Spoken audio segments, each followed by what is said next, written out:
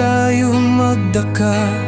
Sa simula pa lang ng mundo, may mga bawal na ginawa. Lahat tayo'y alam ito. Sa hardin ng Eden, sina Adan at Eva, kagat sa mansanas, kasalanan ay nag-umpisa. Bakit masarap ang bawal? Yan ang tanong sa aking isipan.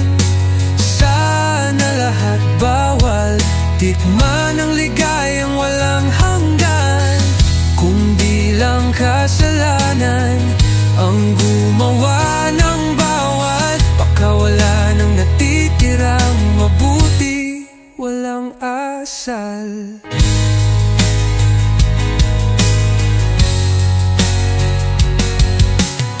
Naalala ko noong bata, sabi ni mama wag dumikit sa apoy. Pero nung lumapit ako, natutunan ko ang aral, di lang puro oy. Kahit sa pag-ibig, bawal magkamali. Pag makatikim na ng sarap, wala nang pinili. Bakit masarap ang bawal? Yan ang tanong sa aking isipan. Sana lahat bawal, tikman ang ligayang walang hanggan. Kung di lang kasalanan ang gumawa ng bawal, baka wala nang natitirang mabuti, walang asal.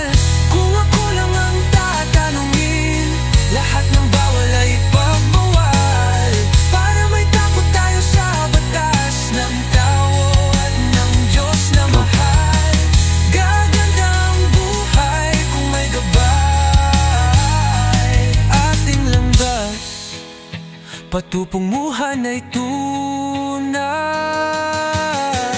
Ngunit kahit ganito, natututo pa rin ako.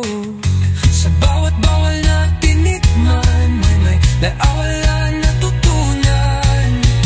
Di ko pagsisisihan, basta ating tandaan. Ang bawal ay masarap, pero ang aral mas tapat. Bakit masarap ang bawal? Yan ang tanong sa aking isipan. Sana lahat bawal, tikman ang ligayang walang hanggan.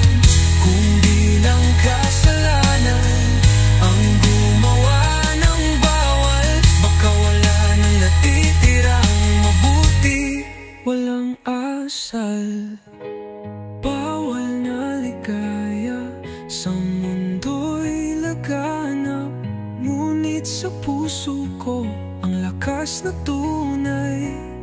Isang buhay na may patnubay, ang ganda ng buhay.